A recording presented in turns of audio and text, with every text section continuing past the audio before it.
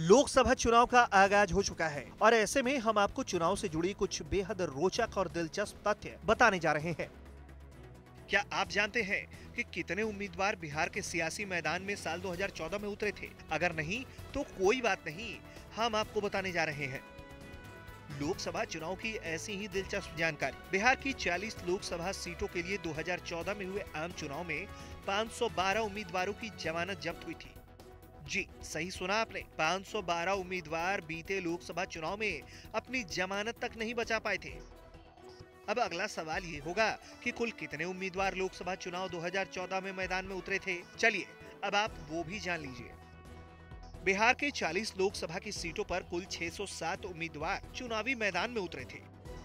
इसमें से महज 95 उम्मीदवार ही अपनी जमानत बचा पाने में कामयाब हुए और बाद बाकी 512 उम्मीदवारों की जमानत ही जब्त हो गई थी। आपको बता दें कि पिछले लोकसभा के चुनाव में कुल 709 उम्मीदवारों ने नामांकन दाखिल किया था। सबसे ज्यादा मुजफ्फरपुर संसदीय क्षेत्र में खड़े 27 उम्मीदवारों की जमानत जब्त हुई थी। वहीं सबसे कम महाराजगंज संसदीय क्षेत्र में 7 उम्मीदवारों की जमानत जब्त हुई थी। आपको बता दें कि मुजफ्फरपुर संसदीय क्षेत्र में 29 उम्मीदवार चुनावी मैदान में थे।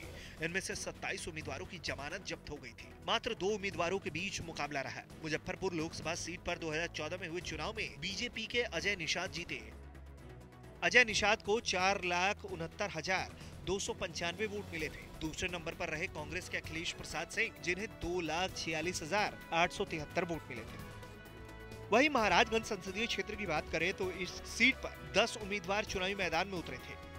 यहाँ 7 उम्मीदवारों की जमानत ही जब्त हो गई थी। किशनगंज संसदीय सीट के लिए 10 उम्मीदवार चुनावी मैदान में उतरे थे। इसमें भी 8 उम्मीदवारों की जमानत जब्त हो गई थी।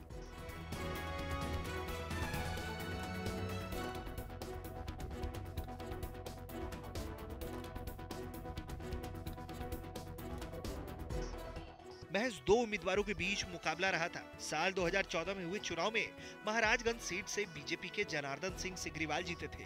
उन्होंने दबंग छवि के नेता प्रभुनाथ सिंह को मात दिया।